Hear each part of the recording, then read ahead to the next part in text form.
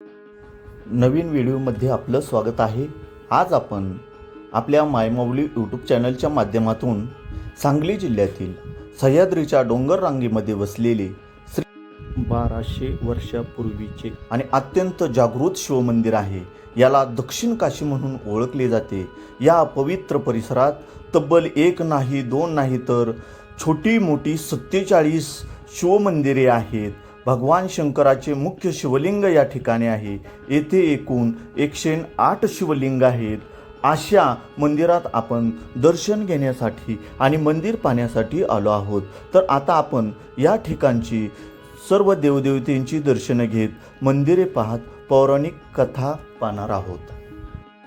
आता आपण सांगली जिल्ह्यातील देवराष्ट्र येथील सागरेश्वर मंदिराचे मुख्य गाभाऱ्यात असणारे शिवलिंग वरून जरी स्थिर दिसत असले, परंतु जेव्हा त्यावरील मुख्य शाळुंका बाजूला केली जाते तेव्हा त्याच्या अगदी खाली पाण्याचा जिवंत नैसर्गिक असलेला झरा दिसतो। उन्हाळा असो किंवा पावसाळा असो किंवा हिवाळा असो, या खालच्या पाण्याचा झरा केव्हाही आटत नाही। पाणी तसेच या ठिकाणचे पाणी स्वच्छ आणि थंड बर्फासारखे आहे आणि ऐतिहासिक आणि भौगोलिक दृष्ट्या हे मंदिर ज्या खडकावर बांधले आहे त्या खडकाखालून पाण्याचे पाझर वाहतात। त्यामुळे तांत्रिकदृष्ट्या हे शिवलिंग पाठीमागून खालून सतत पाण्याच्या संपर्कात असल्याने स्थानिक आख्यायिकानुसार हे शिवलिंग पाण्यावर उभे आहे असे मानले जाते। तसेच समुद्राच्या विनंतीवरून साक्षात गंगा माता या शिवलिंगाखाली सतत वास करते असे येथील लोकांची व भाविकांची श्रद्धा आहे। तर आता आपण या मंदिराची निर्मिती पाहूया। गॅजेटियरनुसार या परिसरातील सोमनाथ मंदिर भिल्ल नावाच्या राजाने बांधल्याचा उल्लेख आढळतात। भिल्ल समुदायाला भगवान शंकराचे वंशज आणि सूर्यदेवांचे उपासक असे मानले जाते।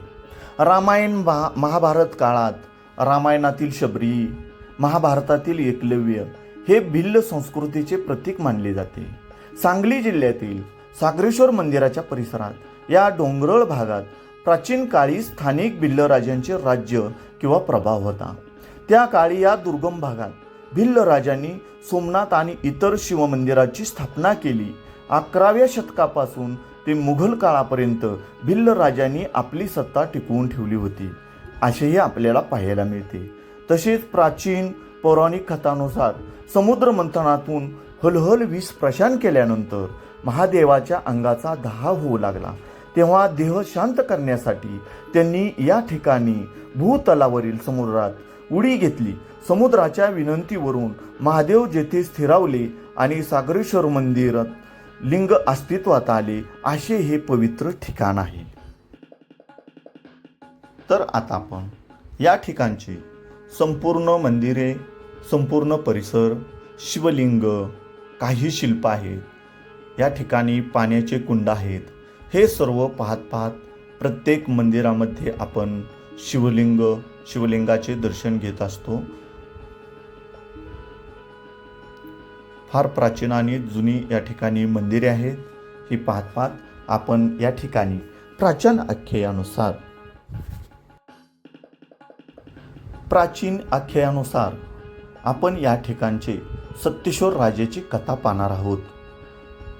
तर सत्तेश्वर राजाचा इतिहास देवराष्ट्रे येथील सागरेश्वर मंदिराच्या स्थापनेशी आणि तेथील पवित्र कुंडाशी जोडलेला एक पौराणिक व ऐतिहासिक संदर्भ आहे। पौराणिक कालखंडात सध्या सांगली जिल्ह्यातील कुंडल म्हणजे पूर्वीचे कौंढाण्यापूर हे नाव, या ठिकाणी हा सत्तेश्वर राजा राज्य करत होता।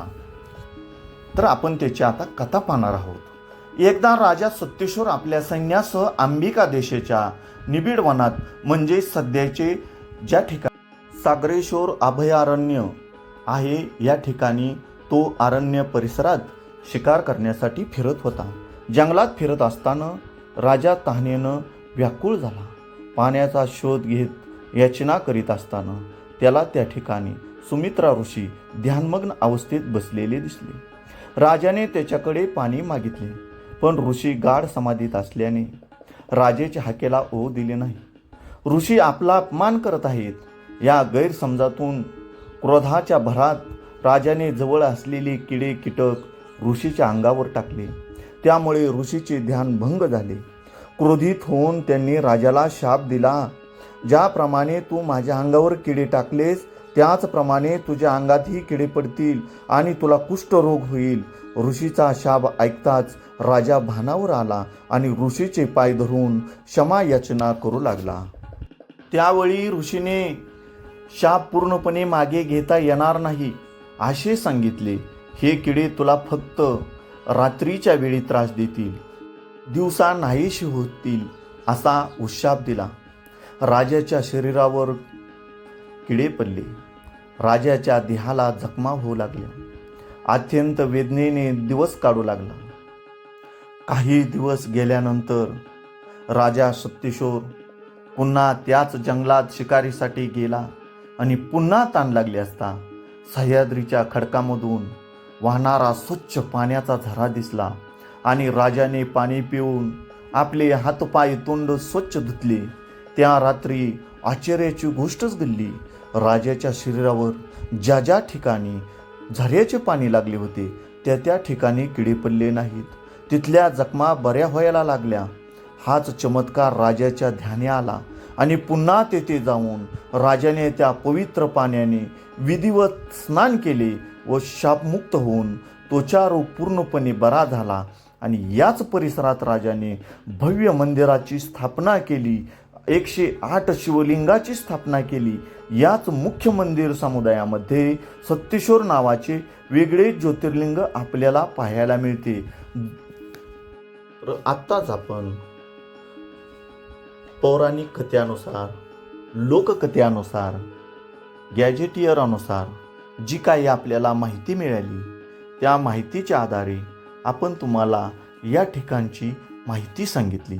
जर आपल्याला सागरेश्वर मंदिराविषयी काही माहीत असेल तर आम्हाला कमेंट बॉक्समध्ये जरूर सांगा आणि हा परिसर कसा वाटला, या ठिकाणचे तीर्थक्षेत्र तुम्हाला कसे वाटले तेही आम्हाला कमेंट बॉक्समध्ये जरूर सांगा. तर आता आपण या ठिकाणी प्राचीन गुहा आहेत, या गुहा देखील पाहत आहोत. या गुहा मंदिरालगतच मंदिराच्या पाठीमागे पाण्याचे कुंड आहेत. सध्या उन्हाळा असल्यामुळे कुंडात पाणी दिसत नाही. पूर्वीच्या काळी या ठिकाणी ऋषी मुनींचे वास्तव्य असल्याने या ठिकाणी ऋषी मुनींना राहण्याकरता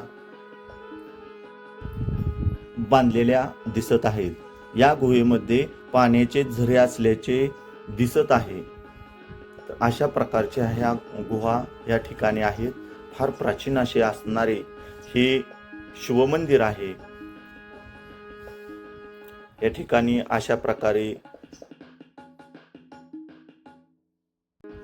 हे बांधकाम असल्याचे दिसत आहे. हे अशा प्रकारे प्राचीन असे हे बांधकाम आपण पाहत आहात. या ठिकाणी आपण पाण्याचे कुंड आतमध्ये आहे तेही पाहत आहोत. प्रत्येक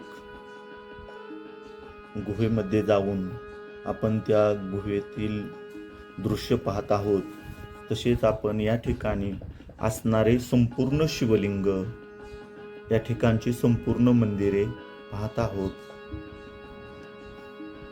या ठिकाणी फार प्राचीन असे असणारे हे बांधकाम आहे, हे पाहतोय आपण.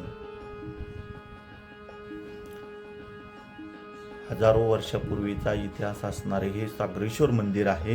हे सागरेश्वर मंदिर आपण पाहत आहात. तसेच आपण या ठिकाणी सांगली जिल्ह्यातील 12ही महिने पाण्याचा प्रवाह वाहत असतो. त्याचे रंजक भौगोलिक भूगर्भीय कारणे पाहणार आहोत. निसर्गाची रचना, स्थापत्यशास्त्र यांचा एक उत्कृष्ट नमुना आपल्याला या ठिकाणी पाहायला मिळतो. या ठिकाणची भूगर्भीय रचना पाहिली तर सागरेश्वर अभयारण्य आणि परिसर हा प्रामुख्याने डिव्हिनट्रॉपच्या बेसाल्ट म्हणजे काळा पाषाण खडकापासून बनला आहे. हा बेसाल्ट खडकमध्ये अनेक स्तर असतात. नैसर्गिकरित्या मोठ्या प्रमाणावर अंतर्गत भेगा, सांधे, पोकळ्या असतात. पावसाळ्यात पडणारे पाणी भेगामधून जमिनीत खोलवर झिरपते आणि ते झिरपलेले पाणी भूगर्भातील खडकांच्या स्तरातून खालच्या दिशेने वाहू लागते. भूगर्भशास्त्रानुसार सागरेश्वर मंदिर ज्या जागी बांधले आहे तो डोंगराचा एकत्र येण्याचा बिंदू आहे, जिथे भूगर्भातील पाण्याच्या वेगवेगळ्या नैसर्गिक शिरा किंवा प्रवाह एकत्र येतात. प्राचीन काळातील कारागीर भूगर्भातील पाण्याचा प्रवाह शोधण्यात पटाईत होते. त्यांनी हा जिवंत झरा शोधून काढला आणि बरोबर त्या झऱ्याच्या मुखावर शिवलिंगाची स्थापना केली. हे सागरेश्वर अभयारण्य सर्वसाधारण 10.87 चौरस किलोमीटर विस्तीर्ण आहे. थोडक्यात सांगायचे झाले तर सह्याद्रीच्या खडकाच्या जलधारण वैशिष्ट्य, डोंगर उतारावरून मिळणारा नैसर्गिक दाब आणि प्राचीन काळातील अचूक वास्तुकला यामुळे सागरेश्वर शिवलिंग खाली आपल्याला अद्भुत पाण्याचा प्रवाह पाहायला मिळत असतो. आपल्याला या ठिकाणी येण्यासाठी विटा या गावापासून पश्चिमेला 15 किलोमीटर अंतरावर आणि कुंडल या गावापासून 12 किलोमीटर अंतरावर हे सागरेश्वर अभयारण्य आहे. आणि याच सागरेश्वर अभयारण्यात सागरेश्वर असे प्राचीन शिवमंदिर आहे. किंवा आपण मॅपच्या माध्यमातून या ठिकाणी मंदिरापर्यंत पोहोचू शकतो. तर आता आपण आपल्या मायमाऊली यूट्यूब चॅनलच्या माध्यमातून या ठिकाणचे सागरेश्वर मंदिरातील काही शिवलिंग, या ठिकाणचा परिसर जसा आहे तसा आपण घरी बसून पाहण्याचा आनंद घेत आहोत. जर आपण कधी या ठिकाणी गेलास तर अवश्य या ठिकाणाला भेट द्या व या ठिकाणाचे प्राचीन जागृत शिवलिंग पाहण्याचा, दर्शनाचा लाभ घ्या. जय भवानी, जय शिवाजी, ओम नमः शिवाय.